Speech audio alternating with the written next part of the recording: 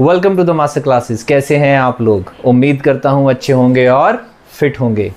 सो बच्चों, last class में हमने फुल फ्लेज वाले क्वेश्चंस कर लिए थे और उसके बाद मैंने आपको लोन अकाउंट का एक शॉर्ट बना के भी डाल दिया था।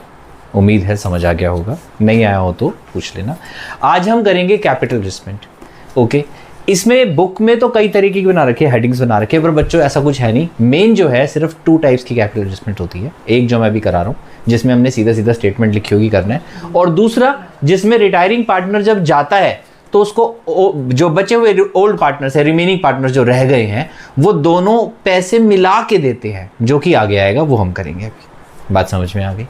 तो चलिए शुरू करते हैं आज की क्लास एक ब्रेक के बाद।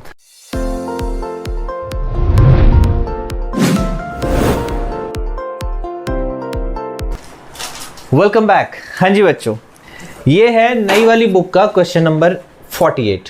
ओके, 48 नंबर क्वेश्चन है। क्वेश्चन बहुत इंपॉर्टेंट है। एक एडजस्टमेंट इसमें बहुत अच्छी है जिसकी वजह से मैं करा रहा हूं। कैपिटल एडजस्टमेंट इतनी मुश्किल नहीं है इसकी, लेकिन इसमें वैसे एडजस्टमेंट्स बहुत अच्छी हैं। तो सेम क्या करेंगे, पहले क्वेश्चन को पूरा पढ़ेंगे आराम से। चलिए, Leena, Madan and Naresh were partners in a firm sharing profit loss in the ratio of 2:3। लिख लेते हैं।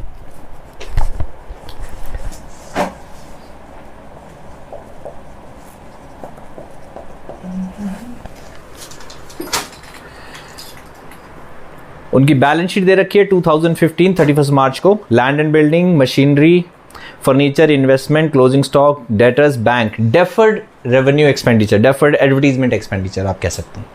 यानी कि क्या होगा, ये राइट ऑफ होगा, याद रखना।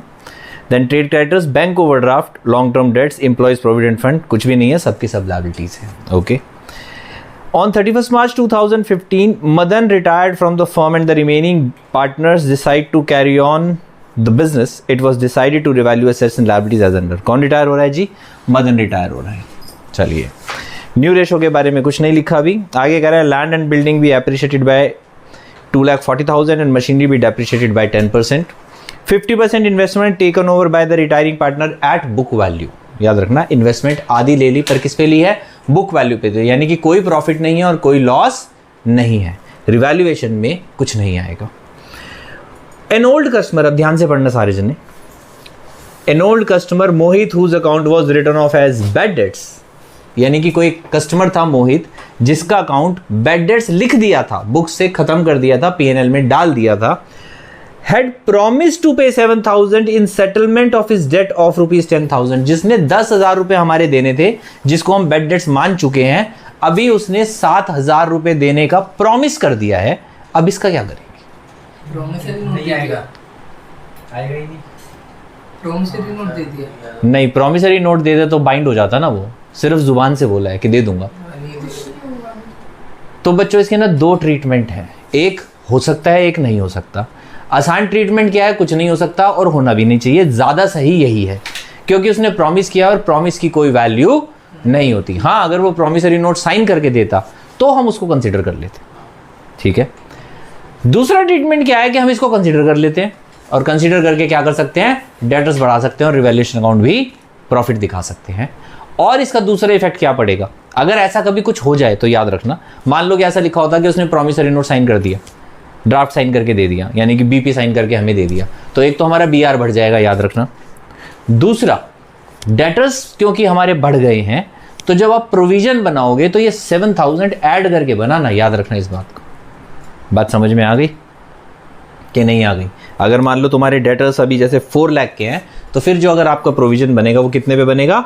4,07,000 पे बनेगा, ये याद रखना। तो बेटर वे क्या है, क्योंकि उसने सिर्फ प्रॉमिस किया है, तो इसलिए हम इसको क्या कंसीडर करेंगे कि हम इसको कुछ कंसीडर नहीं करेंगे। ठीक है।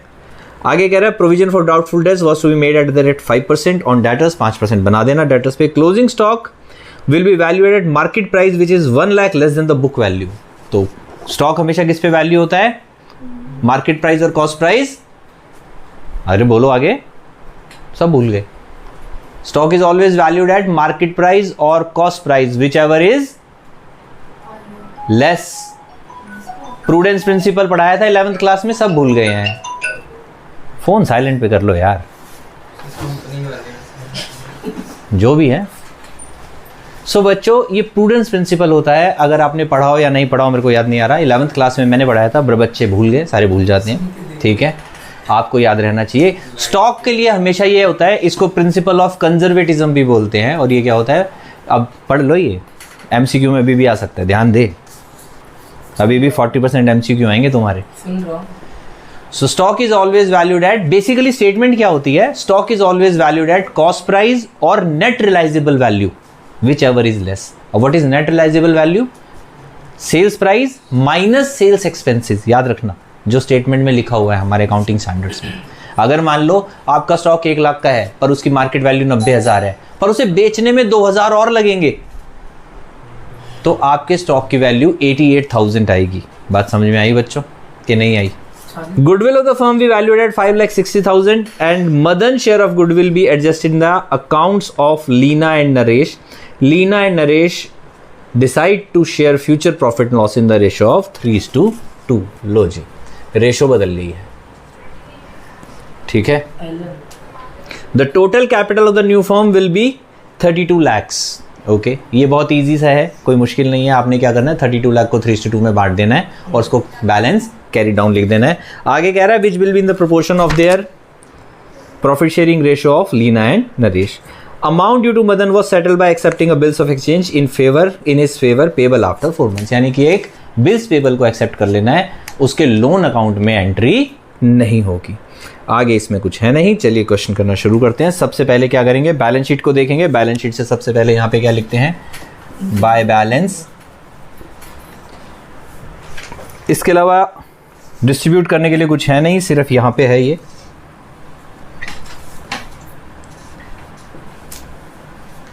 डेफर्ड एडवर्टीजमेंट एक्सपेंडिचर, ये हो जाएगा 28,571, 28,571, 42,858।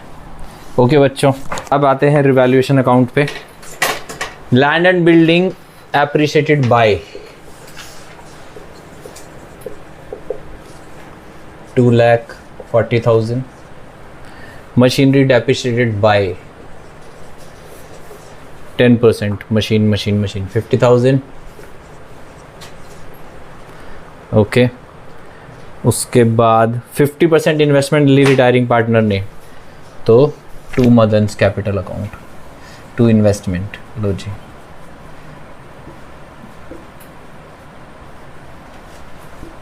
साथ की साथ लिखते जाएंगे। लैंड एंड बिल्डिंग 12,40,000, 240 बढ़ाया था ना। मशीन 4,50,000 है बेटा। अच्छा 2 लाख की है क्या, मेरे को 1 लाख कहाँ दिख गया। लो, इन्वेस्टमेंट रह गई हमारी 1 लाख की। चलिए, ओल्ड कस्टमर वाला हम कुछ करेंगे नहीं, प्रोविजन बनाना है डेटर्स पे। डेटर्स हैं हमारे 4 लाख के, प्रोविजन 5% हो गया 20,000, 3,80,000,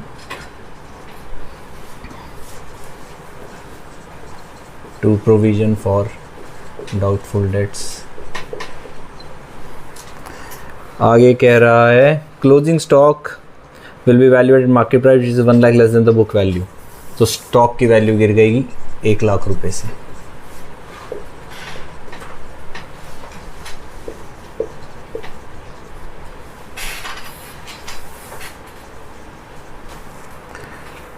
$7 लाख।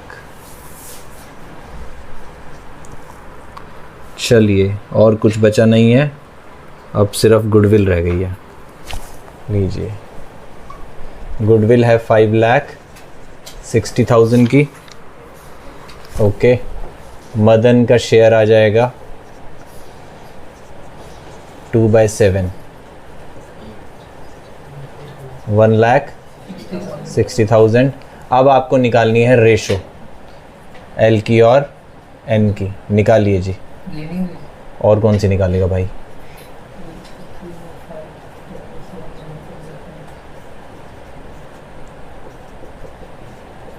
Eleven by 35।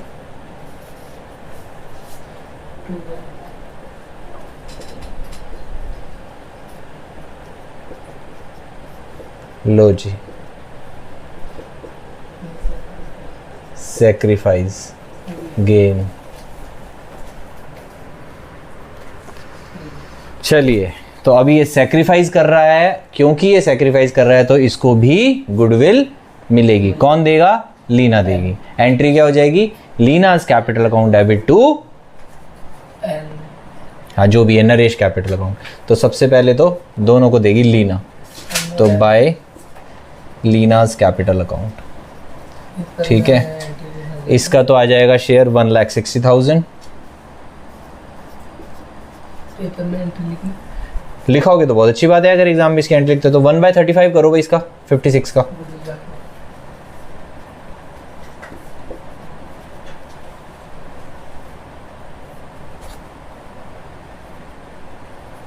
₹16,000 आ गया, राइट? चेक कर लो एक बारी।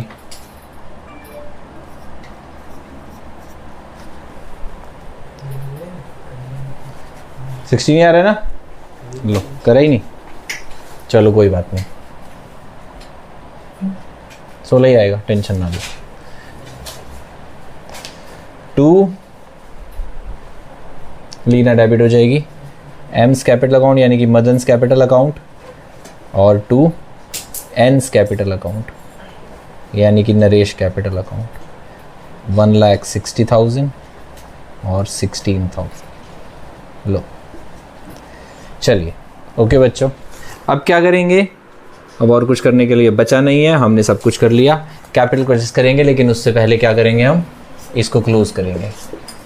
2,40,000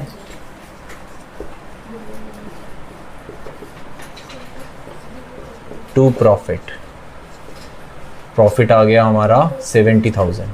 यही आंसर आ रहा है? Yes sir. Leena, Madan, Naresh 70,000, but भी बहुत इजी जाएगा। 20,000, 20,000 और 30,000। ये हम यहाँ लिख देंगे बाय रिवैल्यूएशन। प्रॉफिट बांट रहे हैं। 20,000। कोशिश करना बच्चों सिमेट्री में लिखो सब कुछ, ताकि तुम्हें कैलकुलेशन करना इजी हो जाए एग्जाम में, तुम्हें दोबारा लिख के कैलकुलेशन ना करनी पड़े। अगर सीधा सीधा लिखा होगा तो सीधा सीधा ऐड हो जाएगा। अब क्या करना है? अब सबसे पहले जो जा रहा है उसको विदाई देनी है। विदाई कैसे देंगे? उसके पैसे हमने एक बिल में ट्रांसफ़र कर दिए, यानी कि बीपी एक्सेप्ट कर लिया, तो बिल्स पेबल अकाउंट आ जाएगा। तो इसका नई लोन में नहीं करना, उसमें लिखा है भाई।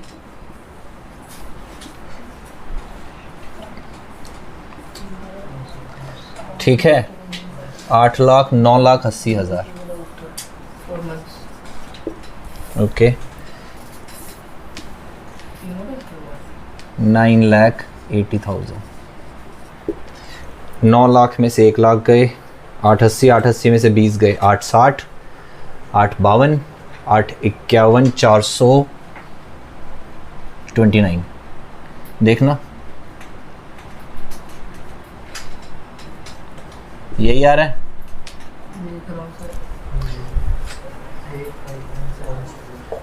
वीपी आंसर नहीं दे रखा, ये रखा है। तो वहां से चेक करो ना, कैलकुलेट क्यों कर रहे हो?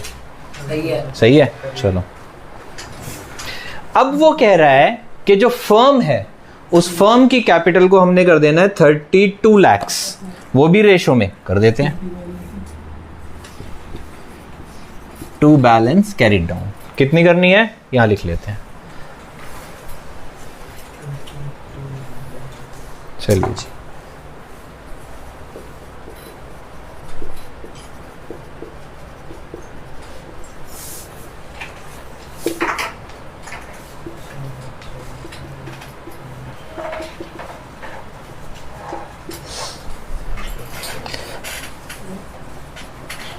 टोटल कैपिटल कितनी दे रखी है फर्म की?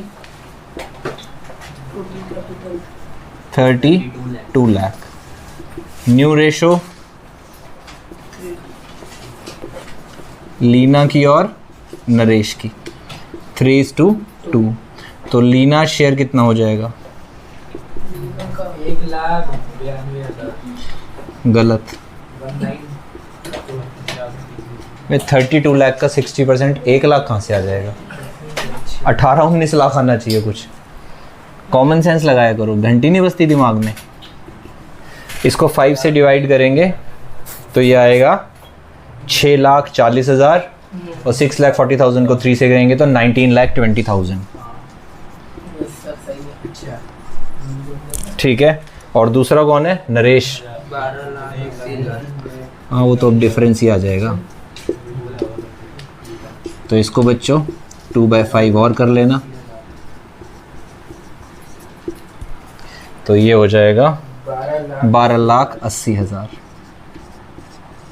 ये उठा के आपने यहां लिख देनी है।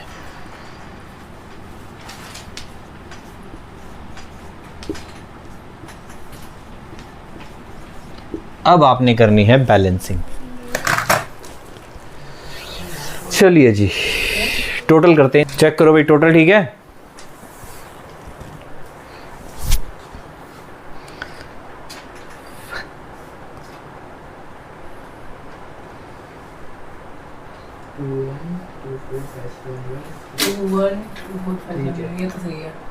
दोनों ठीक है। तो दूसरा भी ठीक होगा। अब इसमें से ये माइनस कर दो तो यहाँ पे आ जाएगा बाय लीनाज करंट अकाउंट आ जाएगा। बस करंट अकाउंट से एंट्री कर दो दोनों की। 21 लाख टोटल लिख देंगे यहाँ पे। 24,571 और यहाँ पे भी लिख देते हैं 13,22,858। लो जी, इसमें से माइनस कर दो इसको। 12,70,000।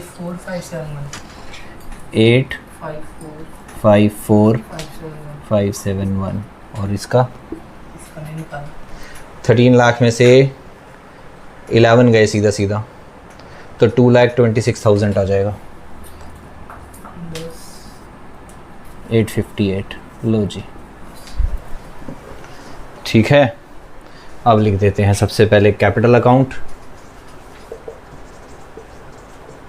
लीना और नरेश। ठीक है। टोटल तो 32 लाख आना ही है, हमें पता है, इसलिए सोचना कुछ है ही नहीं।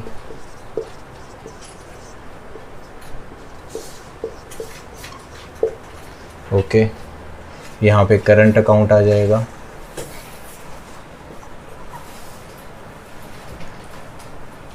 8,54,571। 8,54,571 226,858।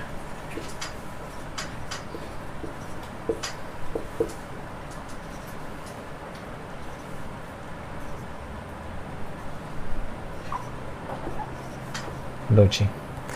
अब एक बार बैलेंस शीट उठाएंगे, जो जो आइटम्स रह गई हैं एज इट इज लिख देनी है हमने उठा के। लैंड एंड बिल्डिंग लिख दी, मशीनरी लिख दी, फर्नीचर रह गया। फर्नीचर है हमारा 7 लाख रुपीस का। इन्वेस्टमेंट लिख दी, स्टॉक लिख दिया, डेटर लिख दिया, डेफर्ड गायब हो गया। बैंक है हमारा 80,000 रुपीस का। ठीक है जी। Creditors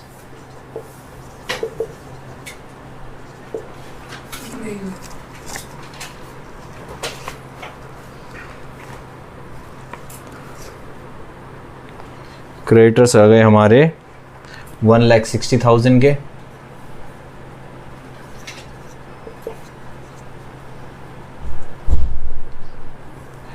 bank overdraft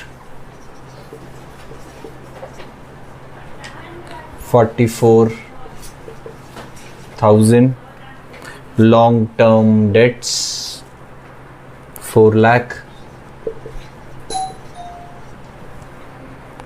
EPF employees provident fund 76,000। उसके अलावा कुछ बचा नहीं, सब कुछ हमने लिख दिया। अब आप कर लो इन दोनों साइड्स का टोटल और मेरे हिसाब से टोटल आना चाहिए बराबर। चलिए फटाफट से टोटल करके दिखाओ। जो टोटल करेगा उसे 1 रुपया इनाम। सो बच्चों, उम्मीद करता हूँ आपको ये क्वेश्चन अच्छे से समझ आ गया होगा और मज़ा भी आया होगा करके। ऐसे ही क्वेश्चन आएंगे एग्ज़ाम में, मेहनत स्टार्ट कर दो, ओके, प्रैक्टिस शुरू कर दो और सबसे मेन चीज़ स्पीड पर काम करो, क्योंकि टाइम बहुत कम होगा और कैलकुलेशंस थोड़ी सी अगर ऐसी आ गई तो टाइम और ज़्यादा लग जाएगा। ओके बच्चों, सो मिलते हैं नेक्स्ट क्लास में एक और अच्छे क्वेश्चन के साथ। Till then please take care of yourself.